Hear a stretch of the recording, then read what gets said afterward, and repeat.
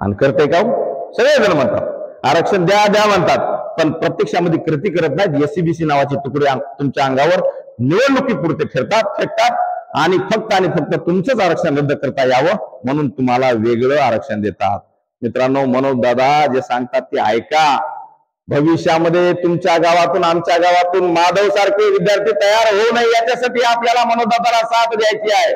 लक्षात ठेवा, आपल्या हक्काचं कुणबी आरक्षण हे मिळवण्यासाठी मित्रांनो आपण हे मराठा म्हणून आपल्याला पाटील म्हणून फार नुकसान केलेलं आहे. तुमची लोकसंख्येमध्ये तुमचं प्रमाण हे कुणबीमध्ये मोजलेलं आहे. आमचा करण असेल, आमचे ज्ञानराज कदम सर असतील, NM भोसले सर असतील, असे मंडळी सगळे जण आम्ही आदरणीय भोसले साहेबांच्या मार्गदर्शनामध्ये हैदराबादला गेलो होतो. तिथं प्रत्यक्षामध्ये ते हैदराबाद गॅजेट म्हणतात ना, काय ते आम्ही प्रत्यक्षामध्ये वाचलं, तिथल्या नोंदी बघितल्या. तिथल्या नोंदी बघितल्यानंतर तिथल्या अधिकाऱ्यांसोबत चर्चा केल्यानंतर त्यांनी आम्हाला सांगितलं की यार तुम्हाला इकडे याची गरजच नाही, तुमचं आरक्षण तुमच्या प्रत्येक तहसीलमध्ये आहे, तुमच्या भूमी अभिलेख मध्ये आहे, तिथे जाऊन शोधा, तिथले सगळे नोंदी काढा, ते रकाने काढा. 400 वर्ष हैदराबादच्या निजामाने राज्य केलं, त्या 400 वर्षाच्या प्रत्येक जातीनिहाय सर्वेक्षण मध्ये जर मराठा नाव कुठं जर निजामानं छापलं असेल तर आम्हाला सांगा म्हणे. हाय का मराठा कुठं नाव? कुठंच नाही. त्या प्रत्येक सर्वेक्षणामध्ये जिथं जातीनिहाय सर्वेक्षण झालं तिथं आपली नोंद कुणबी म्हणून झालेली आहे. आणि हे 1948 पर्यंत सारखं तसंच आलेलं.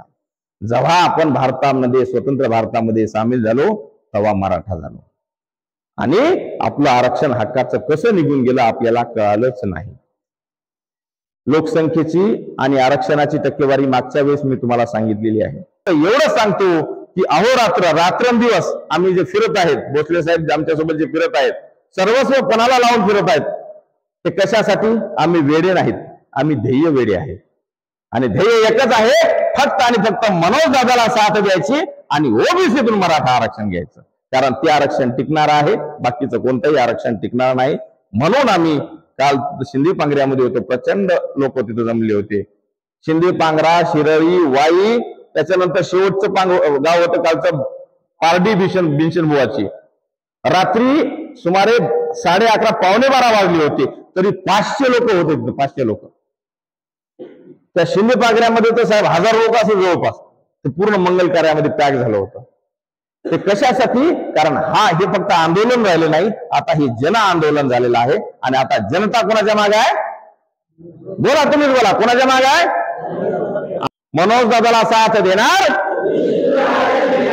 मनोज दादाला साथ देणार. चटनी भाकर खाएंगे, चटनी भाकर खाएंगे, मनोज दादाला साथ देणार, मनोज दादाला साथ देणार. मराठ्यांना ओबीसीतून आरक्षण, मराठ्यांना ओबीसीतून आरक्षण. कोण म्हणते देत नाही? आरक्षण त्यांच्या हक्काचं. छत्रपती शिवाजी महाराज की, विश्वरत्न डॉक्टर बाबासाहेब आंबेडकरांचा एक मराठा. तुमचं आमचं नातं काय? एवढंच बोलतो मित्रांनो. खूप वेळ झालेला आहे, तरी सुद्धा तुम्ही एवढे मोठ्या संख्येने या इथे जमलेत बघून आम्हाला खूप मनाला आनंद वाटला. आणि अजून उद्या बेजार व्हायला आम्ही तुमच्या उल्हासात, तुमच्या चेहऱ्यावरचं तेच बघून तयार आहेत.